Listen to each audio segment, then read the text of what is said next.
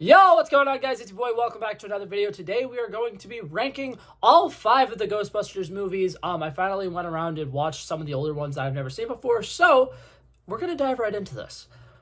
Already in dead last place, we got one that I just watched, Ghostbusters 2.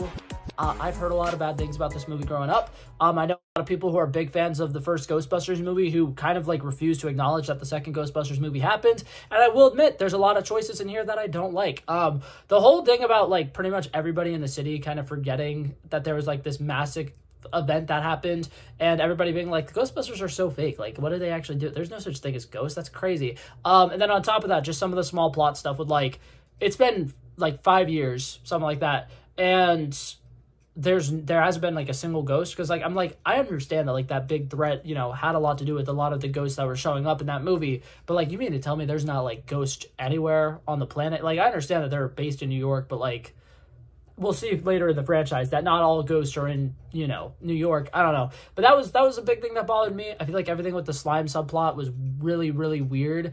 The first appearance of the ghost made no sense for the context of the movie, but that's neither here nor there. It was funny, though. I enjoyed it. I thought that it was pretty great when they're doing their little court scene with the 2 brothers that were, you know, sentenced to death because of the judge or whatever. That was cool. Like, there's some quirky stuff in here that works. But then there's also a lot of stuff, like, we have the big third act. Things are finally starting to, like, you know, get interesting. And then we see, like, one date for about 5 minutes, and then one date for about 5 minutes. And I really don't like the story with, I'm blanking on the name of the character right now, which is bad because I feel like it's a very common name.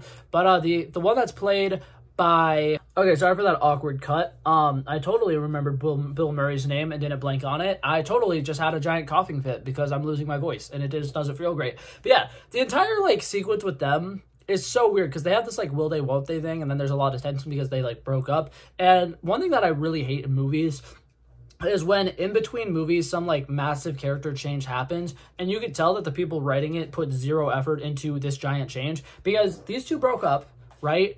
And if you ask either of the characters, I don't think they know why they broke up. If you ask any of the actors, they have no idea why they broke up. So they don't know how to play it. They don't know like whether they should still like kind of feel in love with each other. They don't know if they should have like this kind of like weird stubbornness towards each other. Like, it's so weird. Their chemistry is so off, and just everything about the relationship stuff in this movie was bothering me. And there was a lot more of that relationship stuff than the actual ghost-busting stuff. So I just wasn't a huge fan of this.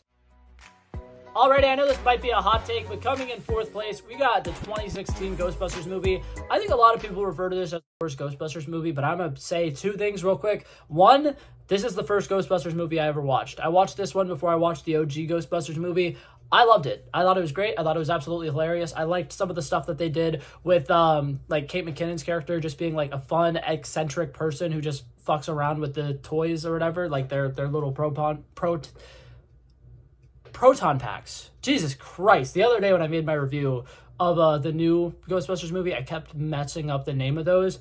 They're messing with me, and I don't like it. But overall, I really like this movie. I will be honest, I don't remember a whole lot about it, like, in sense of, like, there being, like, a big villain, there being this, there being that. But I think that there's some stuff here that works really well. For one, the comedy in this one is absolutely hilarious. This takes it back to the OG, where this movie is first and foremost a comedy, right? Like, there's a lot of action sequences. There's a lot of really cool sci-fi aspects of this if you're really into some of the sciencey nerd stuff. But overall, you're going to a Ghostbusters movie because you want a quick laugh. And this one, in my opinion, might be the funniest Ghostbusters movie. Like I said, Kate McKinnon is absolutely great in this. I think Melissa McCarthy is fantastic in this. Chris Hemsworth is such a standout in this. And I like some of the twist stuff with, like, whenever Chris Hemsworth's character gets kind of possessed and then he becomes, like, super smart, and them being able to tell almost immediately that something's off because this guy is all of a sudden smart. That's cool. I like that stuff. I think that there's a lot of stuff here that works, and I think that overall this movie's just so overhated. It's so funny. Maybe the fact that, like, I'm not remembering any of the, like, bad guy or any of the specific ghost interactions, maybe that is a sign that it wasn't that great. But I just remembered watching this and being like, man, these Ghostbusters movies actually seem pretty cool. And then I started watching them and I was like, these are pretty cool.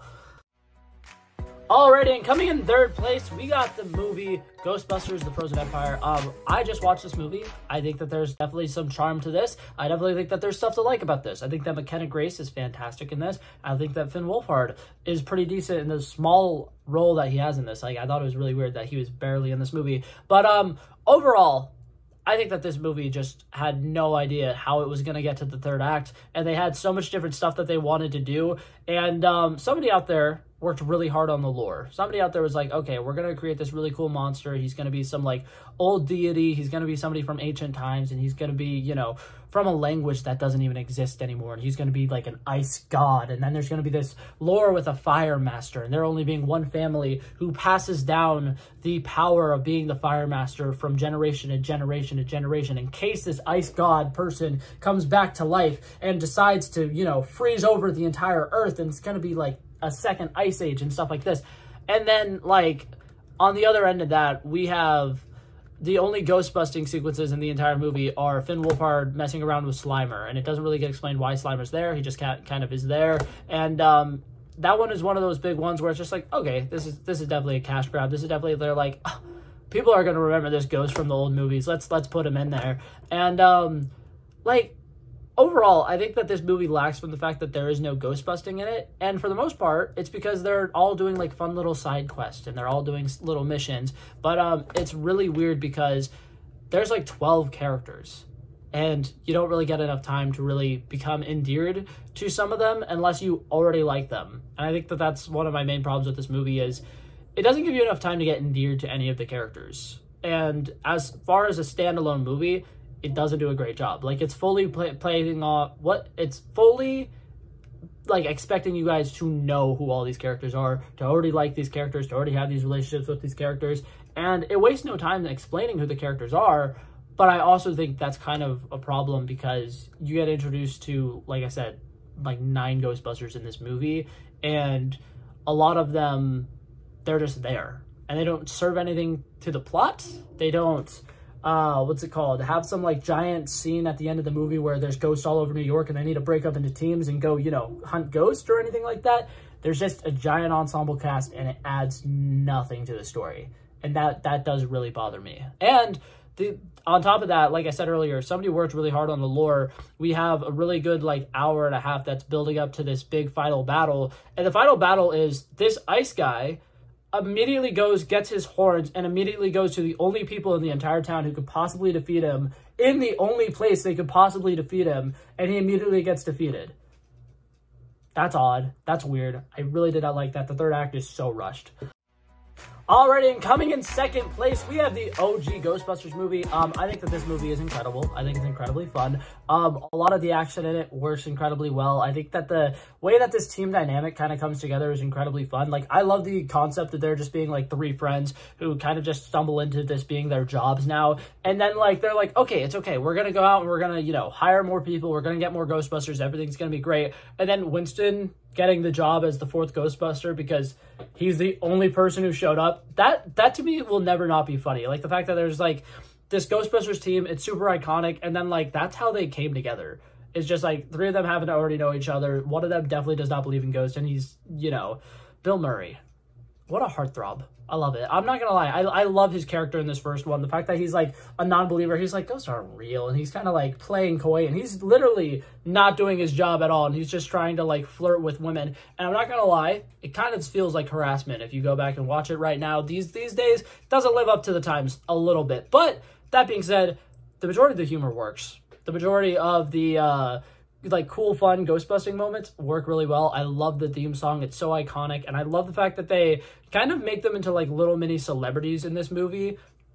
Whole lot of fun. Really enjoy it. And overall, this one also has great ghost-busting, what's it called? Like, sequences. You just get to go around and see them hunt ghosts. And that's so fun. And the fact that I'm even having to point out that that's something we actually get to see in this movie drives me insane, because of the last 3 that I mentioned, I don't think any of them really do a good job of having them actually bust ghosts.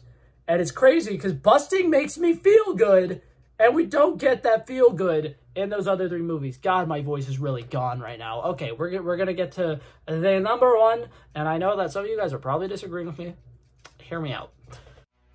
Alrighty, and coming in first place, we have the movie Ghostbusters Afterlife. And I know a lot of you guys are probably going to be like, what? Why are you number one? Why is it better than the OG? Please make it make sense. And I'm going to. In my opinion, this movie is the best legacy sequel I think I have ever seen. And I know that I haven't seen a whole lot of legacy sequels, so my opinion does not mean a lot in this subject, but I think that it does everything that a legacy sequel should do. It focuses on new characters. It introduces new people to a world that already exists. They have the way that things get introduced and they kind of like become familiar with things that happened in the past movies feels organic. Everything about this being a sequel as opposed to it just being a full-on reboot feels natural and organic. I really, really love the introduction of these young characters. I think that McKenna Grace does really good in this. I think that Finn Wolfhard is very relatable in this. He's very socially awkward and he's, trying to, make new friends in a new city, and he does a really bad job. And he accidentally ends up exploring ruins of a giant ghost temple and accidentally letting out a giant demon that goes and tries to kill the entire universe. But very relatable stuff here. We really like that. But overall, I think that this movie is just really, really well done. It does a really good job of quickly building tension. There's something that's off about this town. I think that Paul Rudd's character as a teacher in this is incredibly good. I think I've said this in a movie before. In a video before.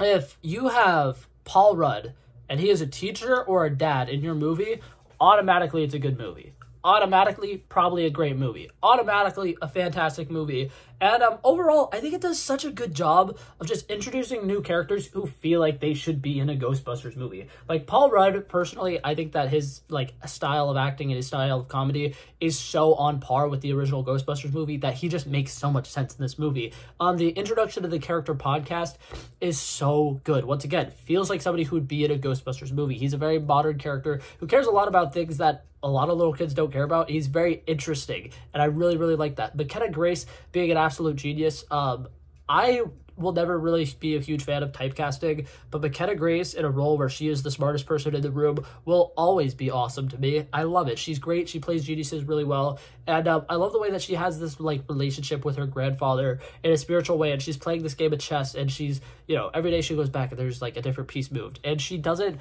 find it weird. She just finds it kind of comforting, and she relates to Ghost a lot. And I think that that's a really cool concept that they introduced in Ghostbusters Afterlife that they kind of use a little bit in Frozen Empire that works a lot when it's going on. And I think it's cool. I think that the way that they tie this into the original Ghostbusters is so good. Having them be descendants of Egon Spengler, having Egon Spengler no longer be with us, and him being a ghost at the end of the movie is so emotional. And I think that that's another thing about this movie that I really, really love, is that I don't remember the advertising for this movie. Gonna be totally honest. I just remember seeing the posters and hearing a couple stories about, people who went to see the movie and thought it was pretty good. And I don't think it was heavily marketed that the original the original Ghostbusters were going to be in this movie. So seeing the sequence where all three of them come together to help Phoebe as she's trying to slay this demon is so cool. Incredibly cool. And then that last shot where all of them are working together and you see all three of the OG Ghostbusters and Phoebe all working together to, take care of this demon. And then you see the ghost of Egon Spengler kind of come in and help them out as well. It's incredibly touching. It's incredibly emotional. All of the characters who are returning from the older movies actually have a reason to be there. There's a lot of emotional connections and a lot of emotional ties. It does a really good job of being fan service without feeling like it's pow, punch in your face, we're giving you fan service. And overall, I think it's a great movie. I've talked about this movie a lot. I'm a really big fan of it, and I think I will always kind of stand with my belief that this is one of the best legacy sequels I've ever seen. But yeah, that being said, that was it for this video, guys. If you guys disagree with my rankings, feel free to leave your rankings down below. I love having discussions about these movies, so feel free to critique me on literally anything, because when I talk about movies that are older than I am, and I talk about how some of the things don't connect well with me, and I don't they don't live up to what I imagine they probably felt like in the 80s, it's because I was born in the early 2000s. I'm not gonna be able to watch some movies that came out in the late 80s and be like, ah ha ha, yeah, this is funny, ha ha, yeah, this is super relatable, because some of the stuff just doesn't age well, and I feel bad about that. But yeah, that being said, that's it for this video, guys. Thank you guys so much for coming by and checking it out. Love and appreciate you guys so much for watching. If you liked it, feel free to like and subscribe, and I'll hopefully see you guys in the next one. Peace out. Bow. Bow. Bow.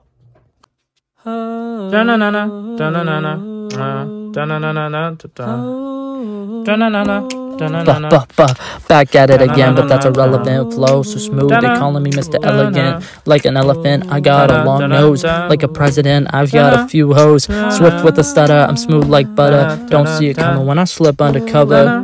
Like a big dog, but I don't bite. I'm still a big broad, I'd win that fight. Come match you and I knock out your lights.